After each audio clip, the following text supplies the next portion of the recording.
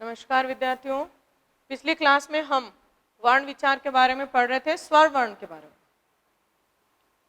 आप सबका प्यार, आप सबका विश्वास यूं ही बना रहे और इस अधिगम ऑनलाइन क्लासेस में आपका हार्दिक स्वागत है।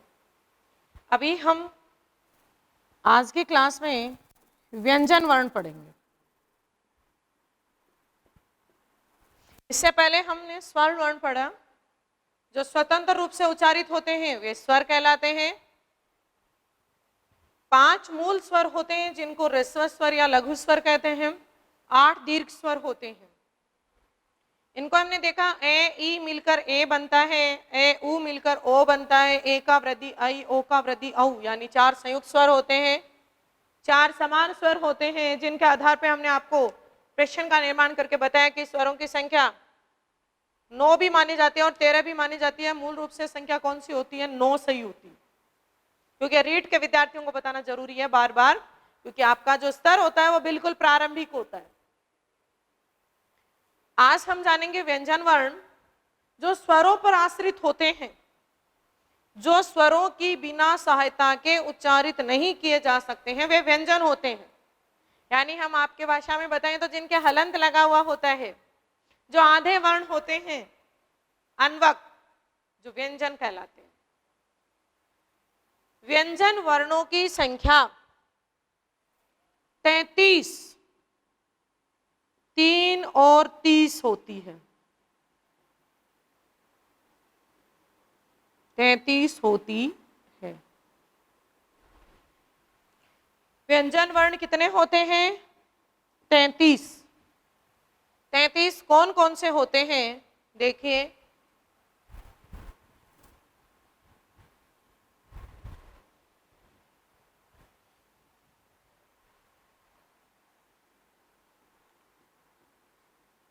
ख वर्ग, जिसको हम क्या कहेंगे? कु, क, ख, ग, घ, ङ। छ वर्ग,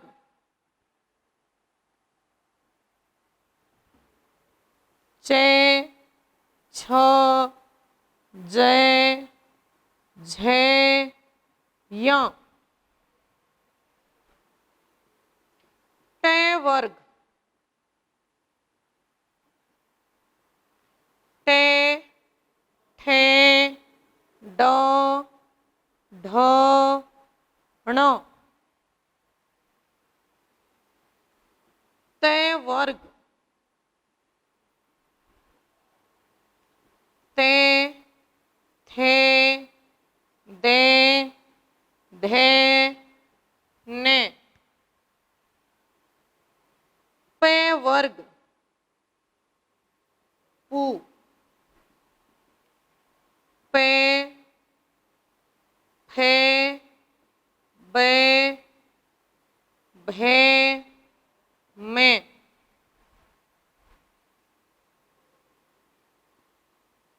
अंत्यस्थ, ये, वे, रे, ले, जिसका हम वर्णमाला में पढ़ते हैं ये, रे, ले, वे।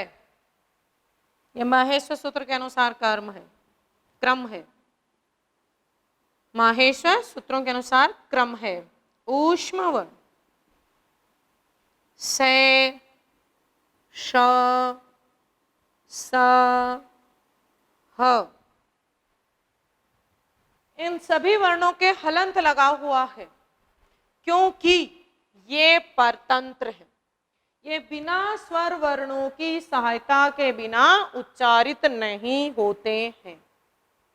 कु, कै वर्ग, चू, चे वर्ग, टू, टे वर्ग, तू, ते वर्ग, पू, पे वर्ग। अंतस्थ, ऐसे वर्ण जिनके उच्चारण से श्वास अंदर स्थित होता है, बाहर नहीं निकलता है। ये, वे, रे, ले। ऊष्म, जिसमें श्वास ऊष्मा ऊर्जा के रूप में बाहर निकल जाता है, श श से ह, शे तालव्य शे, श से है। देखिए प्रत्येक वर्ग में 5 वर्ण, 5 5 5 5 5, पांचों वर्गों में कितने हो गए? 25। 25 और 4 29, 29 और 4 33। देखो विद्यार्थियों, हर कक्षा के अनुसार, हर क्रम से आप देखते जाओगे तो धीरे धीरे हम एक साथ समग्र रूप से, क्योंकि आप रीट की तैयारी कर रहे हो, भाषा का प्रारंभिक ज्ञान सीख रहे हो, एक साथ न होकर अगर आप चरणबद्ध चलते हो तो किसी भी विषय को समझना बहुत सरल हो जाता है। तो आप जैसे जैसे आपको पढ़ाया जा रहा है, आप निरंतर रूप से इस चीज को समझें। मुझे पूरी आशा है, और जिस प्रकार से मैं आपके कमेंट्स और आपका जो प्यार मुझे मिल रहा है, उससे मुझे पूरी उम्मीद है कि आप जैसे जैसे मेरे साथ चल रहे हो, पढ़ रहे हो, संस्कृत आपके लिए कठिन भाषा नहीं, आप बहुत आसानी से रीट में 30 नंबर ला सकते हो। परंतु सबसे बड़ी चीज क्या होती है? अपने आप को बनाए रखना। हमें सब कुछ आता है, पर कक्षा में हमेशा छात्र को क्या होना चाहिए? 0, यानी वो सीखने की लालसा। क्या पता कब कोई नई बात सीखी जाए। और जिस समय हमें प्रेजेंटेशन देनी होती है, प्रस्तुतिकरण देना होता है, पेपर देना होता है, हमें आए हुए ज्ञान का मूल्यांकन करना होता है, तब हमें 100% मानना चाहिए, क्योंकि मुझे जो आता है उसका मैं 100% प्रस्तुत कर पाऊं। और सीखने के समय आप अपने आप को बिल्कुल शांत और संयम में रखें कि चाहे आपको आ ही रहा हो, हम ये देखें ये कह रहा, हम क्या सीख रहे हैं, नहीं, इसके माध्यम से ही प्रश्न आपके रीट में प्रश्न नहीं बना, ऊष्म वर्ण का क्रम लिखिए, आपसे पूछ लेगा अंतस्थ वर्ण का क्रम लिखिए। और एक कड़वा सच ये भी है, आप अपना अपना मूल्यांकन करके देखिए, एक साथ आप अचानक से ककहरा लिखते हो तो इन पंचम वर्णों को या तो उच्चारण में गलती कर दोगे या लिखने में गलती कर दोगे। कोई तो इसको ये बोलेगा या नहीं नहीं बोलेगा, क्योंकि इनको क्या बोलते हैं? ङ कंठ से, य तालु से, ण मूर्धा से, ने दंत से, और मैं ओष्ठ से। इसको या तो क्या बोलेंगे? ड। देखिए ड ये होता है, ये ड होता है, और ये ङ होता है। जो केंद्र में बिंदु लगती है ये ङ होता है, क वर्ग का 5वां वर्ण। ये ड होता है, और ड के नीचे बिंदु लगती है नुक्ता, इसको बोलते हैं ड। उत्क्षिप्त वर्ण है ये। कैसा वर्ण है? उत्क्षिप्त। फारसी और अरबी भाषा का प्रयोग, अरबी भाषा में इसका प्रयोग किया जाता है। वर्तमान में हिंदी में भी हम इसका प्रयोग करें, इसीलिए हिंदी में भी आप देखते हो इसको उत्क्षिप्त वर्ण पढ़ते हो, फेंका हुआ वर्ण। दूसरी भाषा का फेंका हुआ वर्ण, इसे क्या बोलेंगे? ड। और संस्कृत में क्या बोलेंगे इसको? ङ। ये क वर्ग, ये च वर्ग, ये ट वर्ग, ये त वर्ग, ये प वर्ग, ये अंतस्थ और ऊष्म, इन 33 वर्णों में हम देखते हैं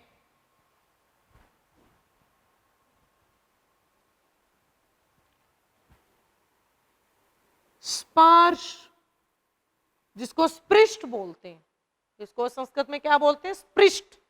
परिणाम रीट को लेकर पढ़ रहे हैं तो आपके माध्यम से आपको समझाया जाए, आपको इस लायक बनाया जाए, क्योंकि अभी तो हम वर्ण पढ़ रहे हैं, वर्ण से शब्द बनाएंगे, शब्द से पद बनाएंगे, पदों से वाक्यों का निर्माण करेंगे, तब जाकर हम संस्कृत माध्यम में समझ पाएंगे।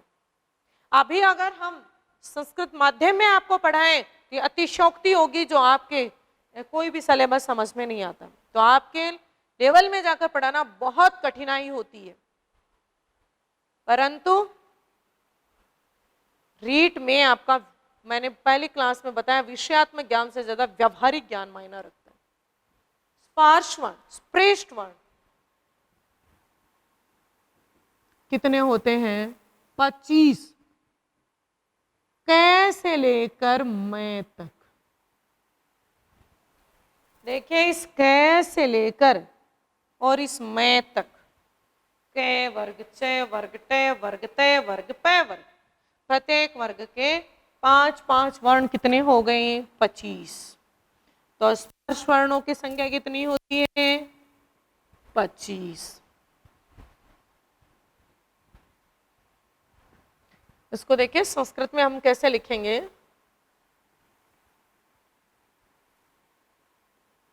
कादयो मावसानाम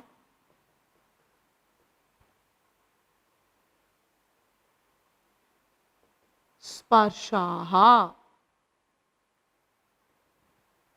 कादयो मावसानाम स्पर्शाः। कै आदि में, आदि बोले तो प्रारंभ में, अवसान, अवसान का मतलब होता है खालिस्तान, यानी कै आदि में हो, आदि का मतलब प्रारंभ में हो, कै से पहले कोई वर्ण नहीं हो, मैं अवसान में हो, यानी मैं के बाद में क्या है? खालिस्तान। मैं के पहले कोई वर्ण नहीं है, सॉरी, मैं के बाद में कोई वर्ण नहीं है और कै के पहले कोई वर्ण नहीं है। हम हमारी भाषा में बोले तो कै से लेकर मैं तक, कै से लेकर मैं तक, कै आदि में हो और मैं अवसान में हो, कै से पहले कोई वर्ण नहीं हो, मैं के बाद में कोई नहीं वर्ण हो। इन 25 वर्ण को कै से लेकर मैं तक जो वर्ण है, इनको क्या कहते हैं? स्पर्श। कादयो मावसानाम स्पर्शाः। आपका प्रश्न क्या बनता है? कादयो मावसानाम रिक्त स्थान, ऑप्शन आएगा स्पर्शाः, अंतःस्थाः, ऊष्मः। तो आप कौन सा करोगे? स्पर्शाः।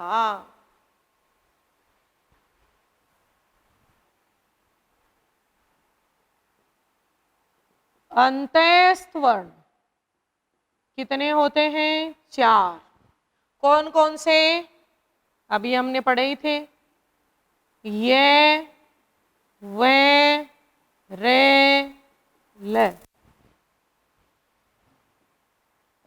ऊष्म वर्ण 4, श, श, स, ह। इसको हम क्या लिखेंगे? यणो अंतःस्थाः।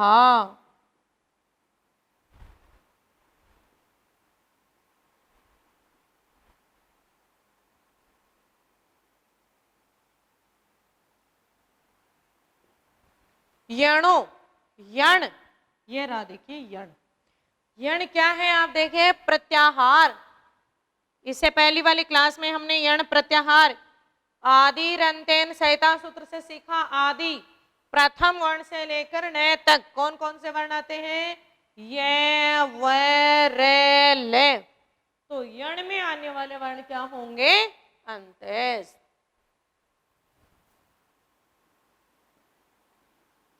शल उष्माणे,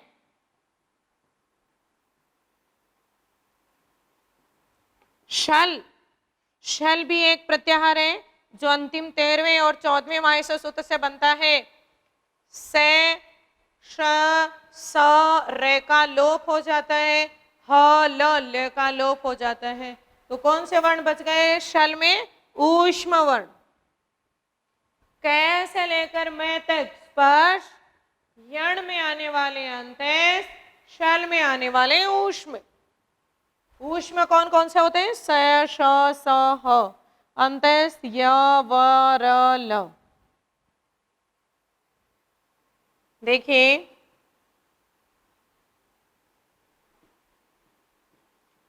ए योग वाह है व्यंजन वर्ण। इससे पहले हमने पढ़ा था अयोग वाह है स्वर वर्ण। कितने थे? 2। और व्यंजन वर्ण अयोग वाह कितने होते हैं? 2।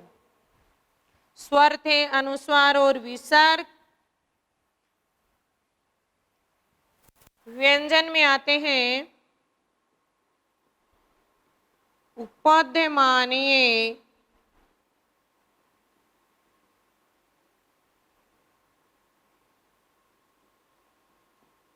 जिह्वा मूल्य। उपदमानीय में आता है पे और फे के पहले आधा विसर्ग लगता है, के और खे के पहले आधा विसर्ग लगता है। उपदमानीय और जिह्वा मूल्य ये दो कौन से वर्ण होते हैं? अयोगवा है।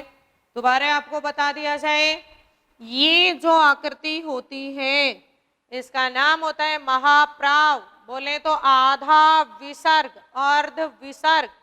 ये अर्ध विसर्ग पे और फे के पहले लगता है तो ये संपूर्ण आकृति एक वर्ण बन जाती है और उस वर्ण का नाम है उपधमानीय।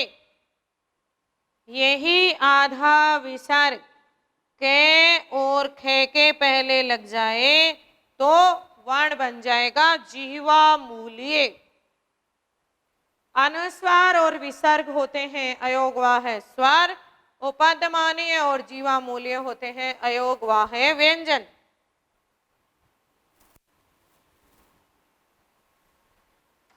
इसके बाद देखिए संयुक्त व्यंजन वर्ण। यहां देखिए मूल रूप से संयुक्त व्यंजन वर्ण 3 होते थे। अभी आप लिखना नहीं, इसको समझना पहले। के और शे मिलकर क्या होता है? क्षय। ते और रे मिलकर होता है त्रय। जय और ये मिलकर होता है ज्ञ। क्षेत्रज्ञ आपने वर्णमाला में भी पढ़ा होगा। इसके बाद सामान्य अवस्था में एक वर्ण और जोड़ दिया गया। कौन सा? शे और रे। कौन सा होता है? श्रे। जो हम लिखते हैं श्रीमान, श्रीमती, श्री, श्रेय। संस्कृत भाषा में वर्तमान जो पाठ्यक्रम आता है उसमें द और ये को भी संयुक्त वर्ण के रूप में जोड़ा जाता है, जिसको हम बोलते हैं द्य। विद्यालय, विद्या, उद्यान। तो संस्कृत भाषा में संयुक्त व्यंजन वर्णों की संख्या कितनी होती है? 5। अब आपको यहां पर एक संशय होगा कि हम 3 करें कि 4 करें कि 5 करें। तो सबसे पहले इस बात को समझें, संयुक्त व्यंजन वर्णों की संख्या मूल रूप से कोई निश्चित नहीं होती। 2 व्यंजन वर्णों के बीच में यदि कोई स्वर मात्रा का प्रयोग नहीं हो तो उन दोनों का संयोग होता है। संस्कृत में बोले तो हलो अनंतरा संयोग है। पे और रे क्या बन जाएगा? प्रे। के और रे क्रे। ऐसे ही आप देख रहे हो दे और वे द्वे। इस प्रकार से चाहे जितने हम संयुक्त व्यंजन वर्णों का निर्माण कर सकते हैं तो फिर कहें कि यदि चाहे जितने कर सकते हैं तो यहां पर फिर 5 को लिखना, यानी वर्णमाला में कितने वर्णों का प्रयोग किया गया है। तो संस्कृत वर्णमाला में वर्तमान में कितने वर्ण प्रायोगिक होते हैं? 5। तो व्यंजन वर्ण कितने होते हैं? 33। आपको स्पर्श वर्ण पूछे तो 25, अंतःस्थ पूछे तो 4, ऊष्म पूछे तो 4, अयोगवाह व्यंजन वर्ण पूछे तो 2, संयुक्त व्यंजन वर्ण पूछे तो 5। आपको पूछ लिया जाए उपदमानीय कौन सा होता है? ऑप्शन 1 तो यह आता है। अगर आपको ऑप्शन ये मिले फे, पे, बे तो ध्यान रहे किसी भी अवस्था में ना तो वर्ण परिवर्तित होता है ना वर्ण का क्रम परिवर्तित होता है, समान इसी रूप में लिखा जाएगा। ये थी अपनी वर्णमाला। देखिए इससे पहले की क्लास में हमने बात की थी, जब माहेश्वर सूत्र पढ़े थे तब, कि माहेश्वर सूत्रों में उन्हीं वर्णों का प्रयोग किया जाता है जो हम जानते हैं। स्वर और व्यंजन वर्णों की उत्पत्ति कहां से हुई थी? माहेश्वर सूत्रों से। परंतु उनमें और इस वर्णमाला में क्या फर्क है? जैसे हमारे सामने बहुत सारे पुष्प होते हैं और पुष्प का गुच्छा हम उठाते हैं तो उसको गिनने में कठिनाई होती। उन्हीं पुष्पों को एक धागे में पिरोकर माला बना दी जाती है तो हम पुष्पों को आसानी से गिन सकते हैं। स्वयं इसी प्रकार माहेश्वर सूत्रों में वर्णों का पुंज है, गुच्छा है। पाणिनि ने वर्णमाला में इसको पिरोकर क्रमबद्ध कर दिया और उस वर्णमाला को हमने पढ़ा है स्वर को अलग और व्यंजन को अलग। आपको प्रश्न किस प्रकार से पूछा जाए, एक बार फिर बता दिया जाए। ह्रस्व स्वर कितने होते हैं? ऋजु स्वर कौन से होते हैं? दीर्घ कौन से होते हैं? संयुक्त स्वर कौन से होते हैं? या ए और ई का मेल हो तो किसका निर्माण होता है? ए और ए का मेल हो तो किसका निर्माण होता है? इस प्रकार से हम देखें उपदमानीय वर्ण कौन से होंगे, जीवा मूल्य कौन से होंगे, अयोगवाह कुल वर्ण कौन से होते हैं, अयोगवाह कौन से नहीं होते हैं, स्पर्श वर्ण कौन कौन से होते हैं, ऊष्म कौन से होते हैं, अंतःस्थ कौन से होते हैं, संयुक्त स्वर कौन से होते हैं, समान स्वर कौन से होते हैं, ऐसा कौन सा स्वर है जिसका कभी कोई दीर्घ रूप नहीं होता? कौन सा है? ली वर्ण। ली का कभी भी कोई दीर्घ वर्ण नहीं होता। इस प्रकार से हम इस वर्णमाला को पढ़ने के बाद ये पढ़ते हैं कि प्रत्येक वर्ण के दो स्थान होते हैं। प्रत्येक वर्ण के दो स्थान होते हैं। कौन कौन से होते हैं वो देखिए।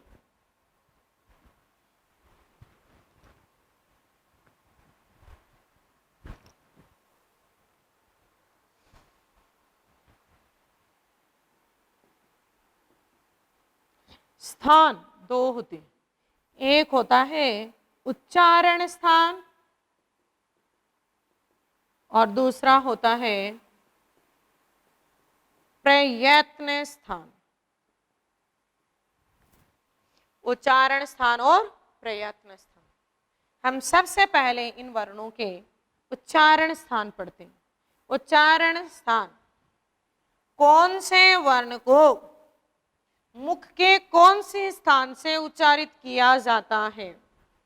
और रीट के पेपर में चाहे लेवल फर्स्ट हो और चाहे लेवल सेकंड हो, उच्चारण स्थान का प्रश्न अवश्य पूछता है।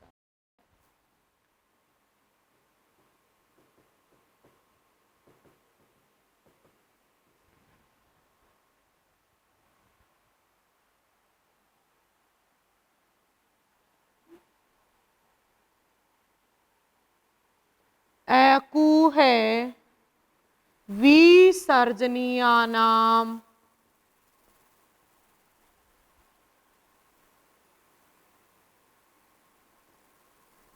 कंठ है।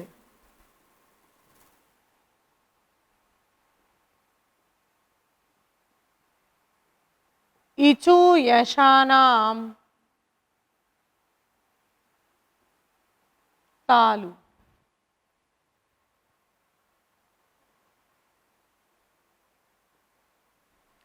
ऋतु रसाणाम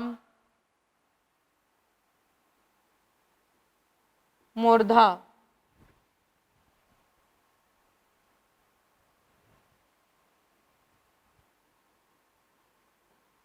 ऋतु लसानाम दंताः।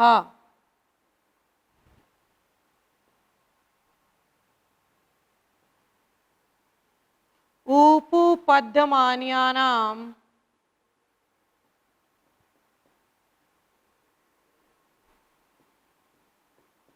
ओष्ठौ।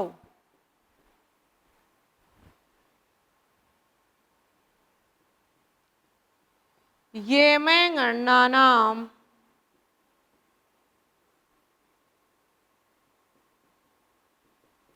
नासिका च।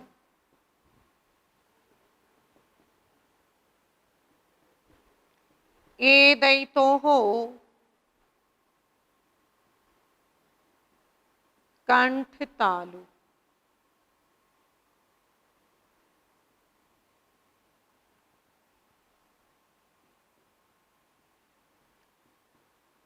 ओदौतोः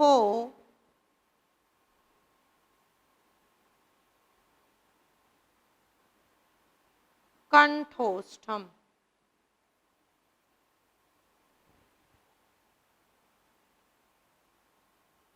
वकारस्य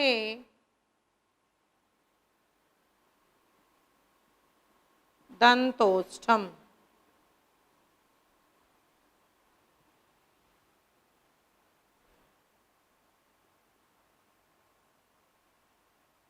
जिह्वा मूल्यस्य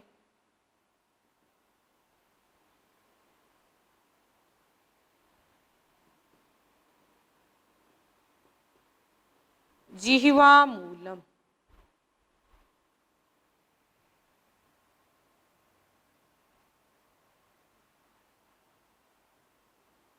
नासिकानुस्वारस्य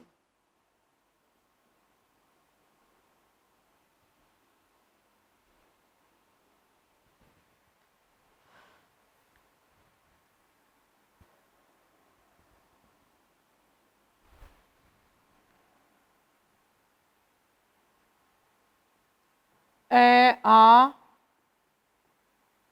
के वर्ग है विसर्ग, इसकी संज्ञा होती है कंठी।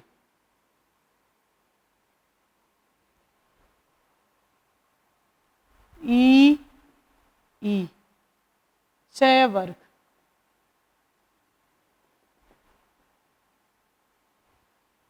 या श संज्ञा होगी तालव्य,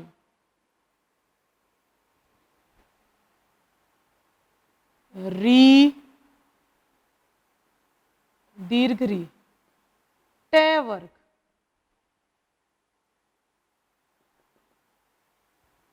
रे श मूर्धन्य,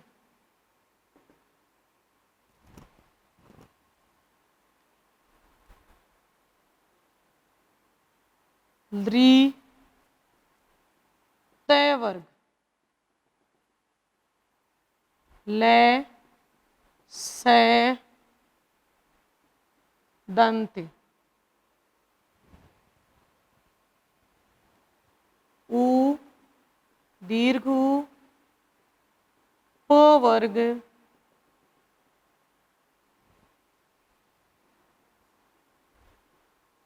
उपद मानिए इनकी होगी ओष्ठे, ये में ने ने इनकी संज्ञा होगी नासिक के, ए आई इनकी होगी कंठ तालव्य,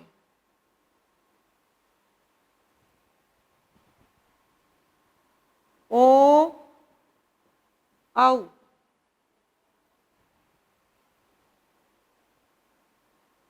कंठोष्ठे,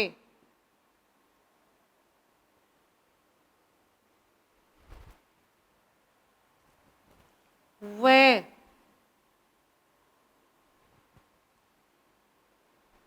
दंतोष्ठे,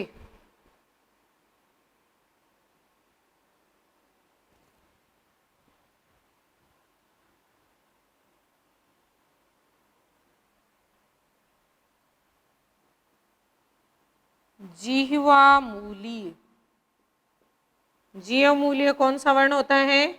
आधा विसर्ग कै और खे के पहले लग जाए, संज्ञा होगी जिह्वा मूलम, जिह्वा मूल्य,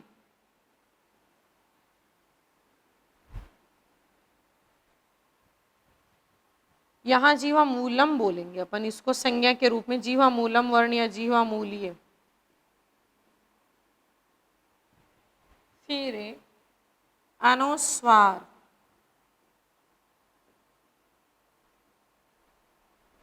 इसकी संज्ञा होगी नासिक।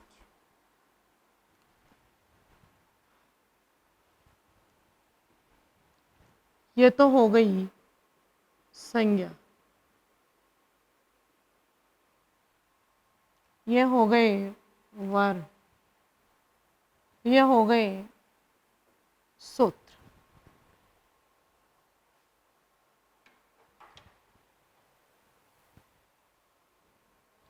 देखिए इन उच्चारण स्थानों में से हमें प्रश्न पूछता है।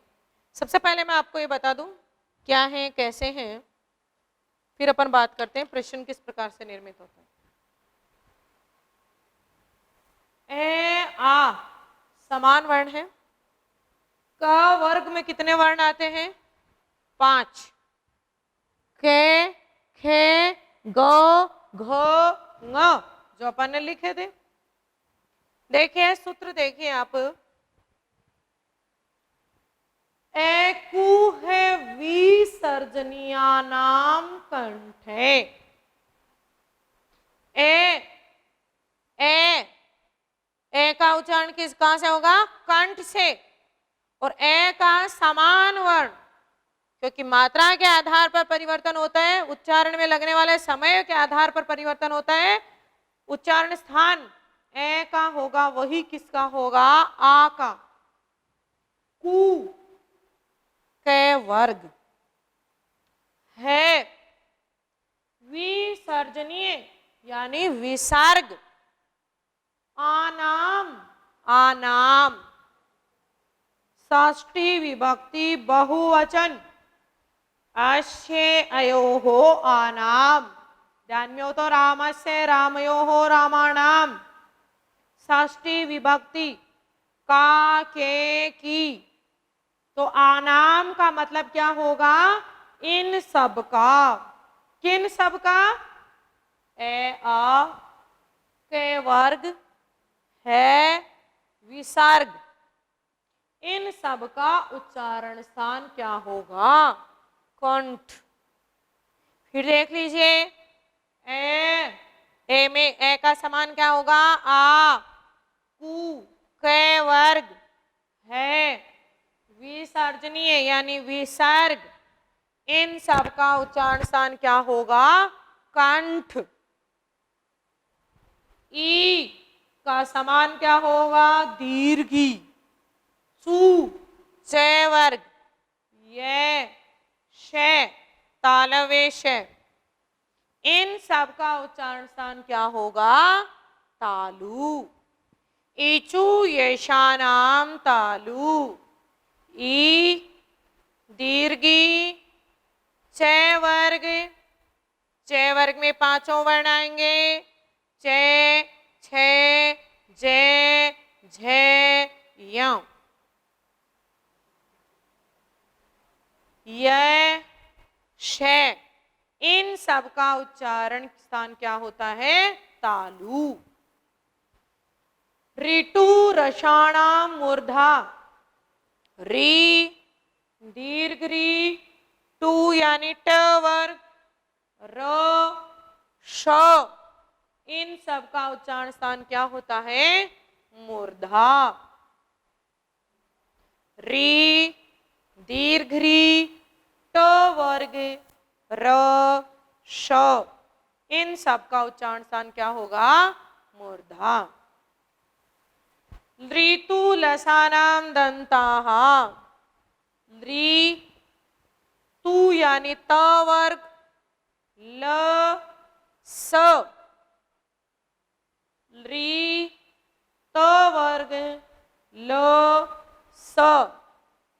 री का कभी कोई दीर्घ वर्ण नहीं होता है। री त वर्ग, ल, स, इन सब का उच्चारण स्थान दांतों से होता है। इन सब के उच्चारण स्थान क्या होते हैं? दांत। ऊ, ऊपू पद्मान्यानाम ओष्ठौ। देखिए कंठ, तालु, मूर्धा।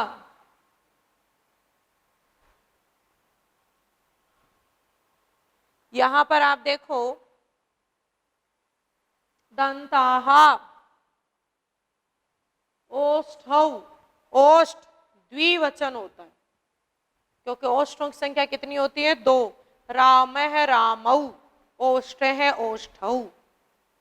राम है रामौ, रामाहा बहुवचन। दंत है दंतौ, दंताहा बहुवचन। ऊपू पद्मान्यानाम ओष्ठौ।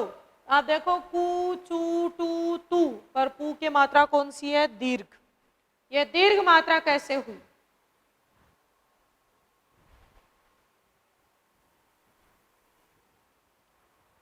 ऊ, पू,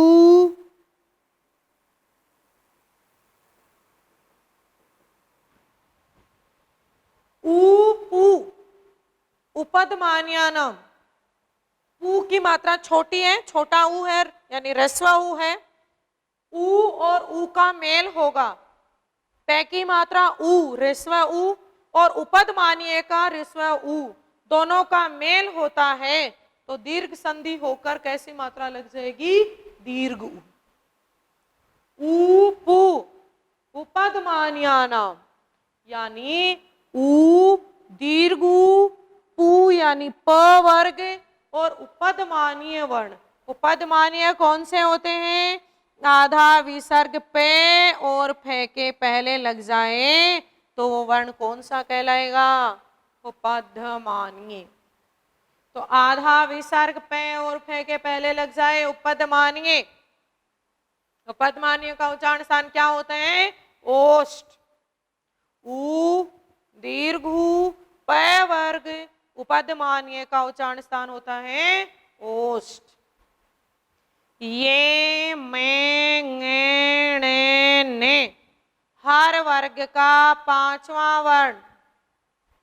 आनाम यानी इन सब का उच्चारण किससे होता है? नासिका। छ, छ यानी और। संस्कृत में छ किसको बोलते हैं? और। इन सभी पंचम वर्णों का उच्चारण स्थान नासिका होता है और ये पंचम वर्ण अपने अपने वर्गों से भी उच्चारित होते हैं। कैसे? क वर्ग का पांचवा वर्ण किससे होगा? कंठ। से तालु, ट मूर्धा, ने तय वर्ग का ने दंत, पे वर्ग का में ओष्ठ। यानी ये पंचम वर्ण अपने अपने वर्गों के साथ नासिका से भी उच्चारित होते हैं। इनका उच्चारण स्थान नासिका और अपने वर्ग के साथ भी उच्चारित किए जाते हैं।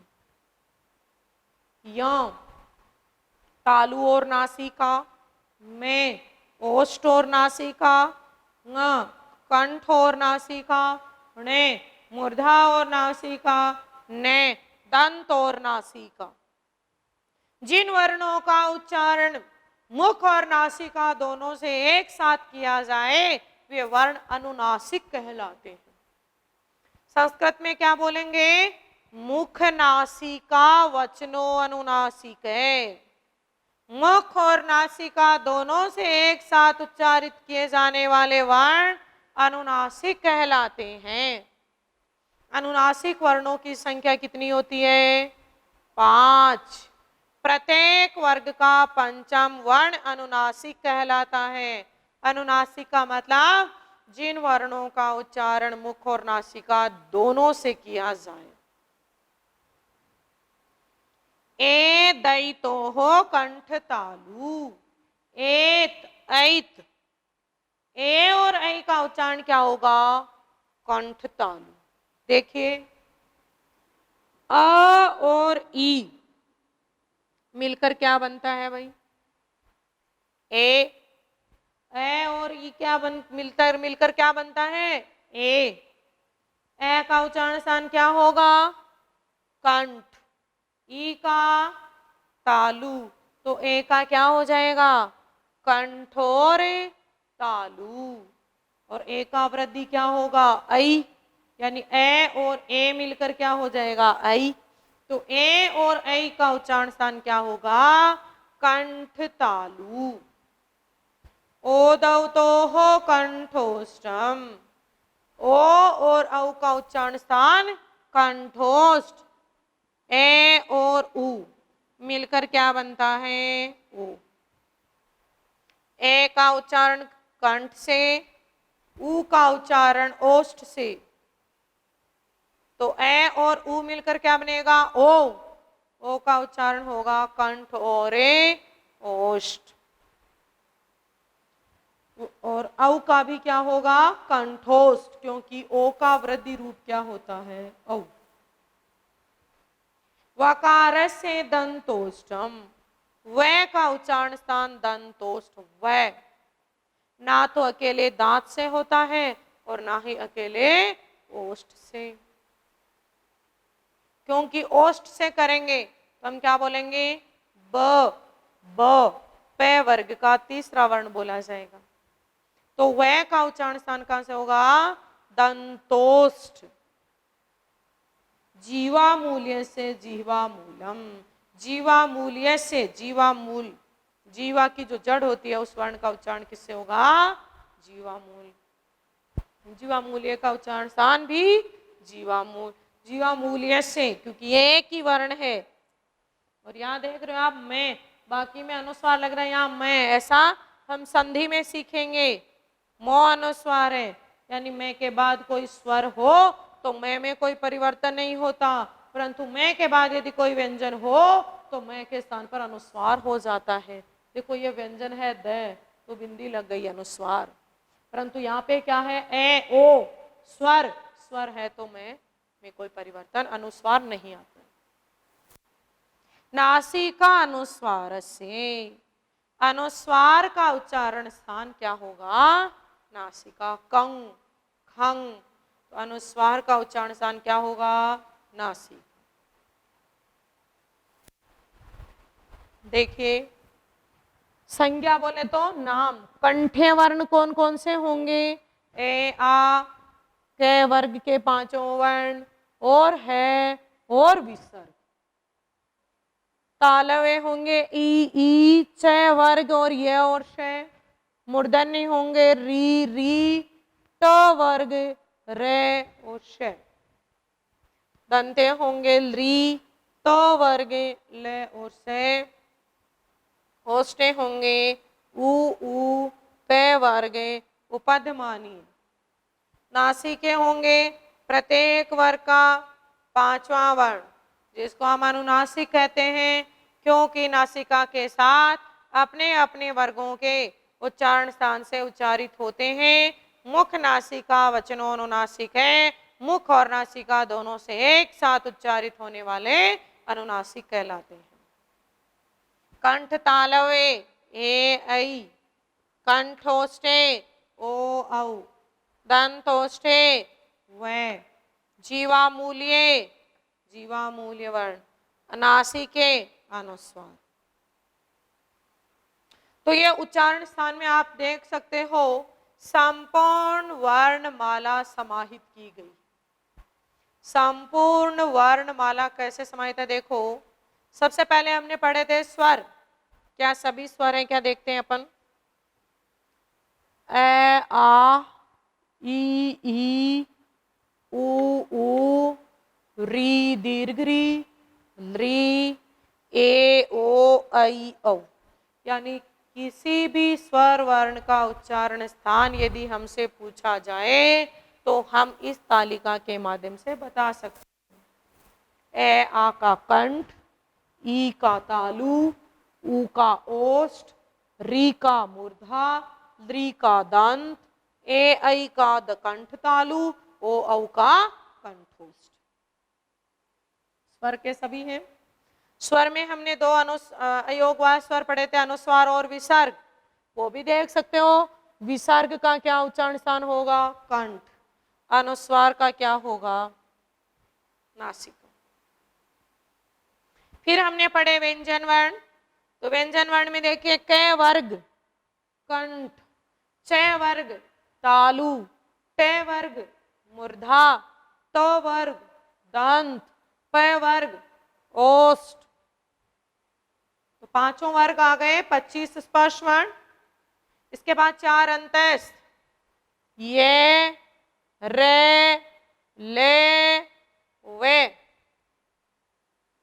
4 ऊष्म, श, श, स और है। यानी 33 का 33 व्यंजन वर्ण है हमारे सामने। क वर्ग, च वर्ग, ट वर्ग, त वर्ग, प वर्ग, ये व रे ले चारों अंतस्थ, से श स है चारों के चारों ऊष्म। 33 व्यंजन वर्णों के उच्चारण स्थान यदि हमें पूछा जाए तो हम आसानी से बता सकते हैं।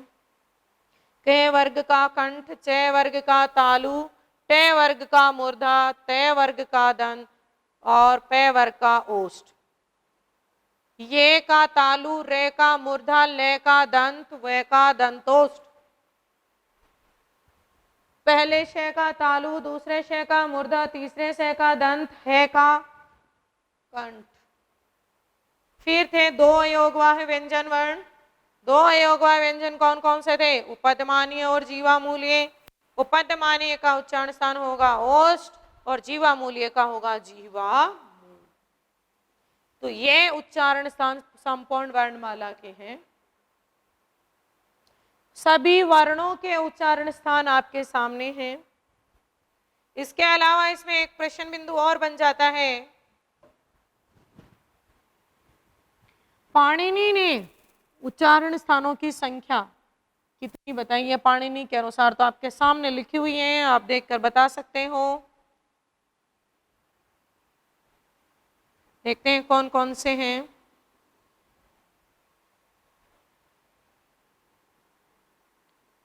कंठ, तालु, मूर्धा,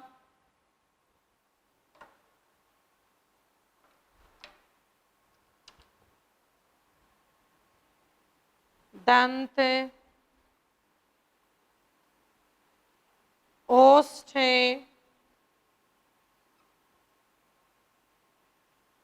नासिका,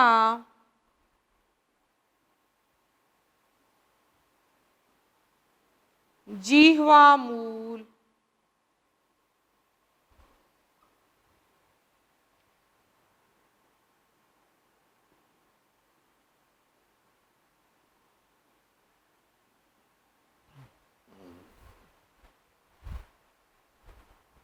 कंठ, तालु, मूर्धा, दंत, ओष्ठ, नासिका, कंठ तालु, कंठ तालु, कंठोष्ठ, कंठोष्ठ, दंतोष्ठ, दंतोष्ठ, जीवामूल, नासिका, नासिका ये। और तो कितने स्थान हो गए?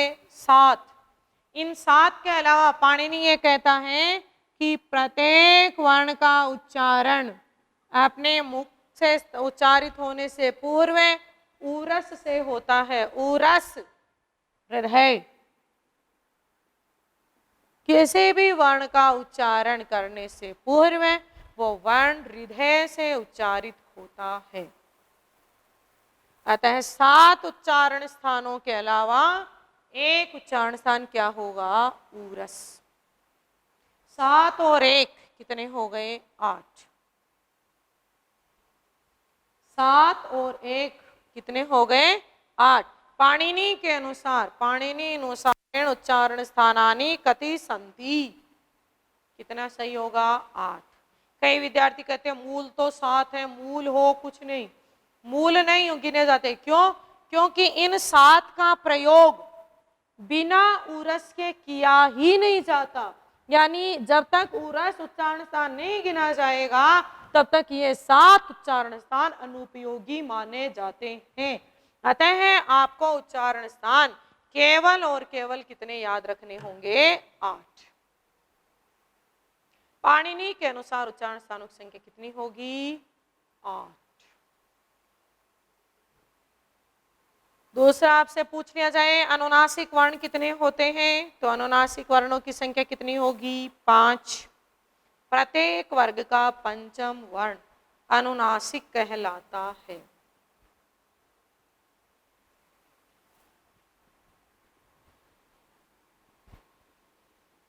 एक अनुनासिक का प्रश्न के माध्यम से आपको और बता दिया जाए।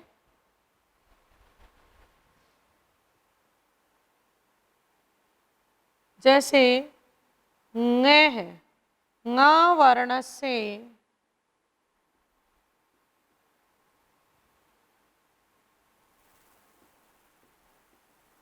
उच्चारण स्थान का ng वर्ण का उच्चारण स्थान क्या है, कौन सा है? तो देखिए ng वर्ण का उच्चारण स्थान कौन सा कहलाता है? ng का ऑप्शन आ जाए कंठ, तालु, मूर्धा, नासिका। तो हम कौन सा सही करेंगे? कंठ नहीं करेंगे, नासिका करेंगे। क्यों? क्योंकि कंठ यदि उच्चारण स्थान हो तो फिर इसका वापस नासिका क्यों बताया गया? नासिका तो उच्चारण स्थान है ही है। नासिका के बिना तो पंचम वर्ण का उच्चारित होता ही नहीं है। नासिका के बिना पंचम वर्ण का उच्चारण नहीं होता है। और यदि ऐसा नहीं हो और आपके सामने आए कंठ नासिका, तालु नासिका, मूर्धा नासिका, दांत नासिका, तो हम कौन सा करेंगे? कंठ नासिका। परंतु यदि ऐसा नहीं हो तो आपके सामने ऑप्शन आ जाए नासिका, तो हम कौन सा कहेंगे? नासिका। यानी पंचम वर्ण का उच्चारण स्थान है तो हमें कौन सा करना होगा? नासिका। परंतु वर्ग के साथ जुड़ा हुआ नासिका हो तो हमें यह देखना होगा कि वो वर्ण कौन से वर्ग का। जैसे आपके सामने आ गया ण, तो हम कौन सा बताएंगे? मूर्धा और नासिका। परंतु मूर्धा, कंठ, तालु और नासिका हो तो हम कौन सा कहेंगे? नासिका। तो यह वर्ण का पहला स्थान है। कौन सा? उच्चारण स्थान। एकु है विसर्जनीयानाम कंठे, ईचु येषानाम तालु, ऋतु रसानाम मूर्धा, ऋतु लसानाम दंताः, उपु पद्मान्यानाम ओष्ठौ, येमे गण्डानाम नासिका च, एदौतोः कंठ तालु, ओदौतोः कंठोष्ठम, वकारस्य दंतोष्ठम, जिह्वा मूल्यस्य जिह्वा मूलम, नासिका अनुस्वारस्य। तो विद्यार्थियों, उच्चारण स्थान का प्रश्न 100% अगर हम पुराना पेपर देखें तो 2 प्रश्न पूछे जाते हैं। एक तो समूह पूछता है, एकु है विसर्जनीयानाम खालिस्तान, तो हम कौन सा करेंगे? कंठ। या आपसे पूछा जाए दंते वर्ण कौन सा है, मूर्धन्य वर्ण कौन सा नहीं है, अनुनासिक वर्ण कौन सा है, नासिके वर्ण कौन सा नहीं है, कौन से वर्ण का उच्चारण स्थान कौन सा है, तो यदि हम सूत्र याद कर लिया जाए 11 सूत्र, तो प्रत्येक वर्ण का उच्चारण स्थान हम निर्धारित कर सकते हैं और अपना उत्तर सही कर सकते हैं।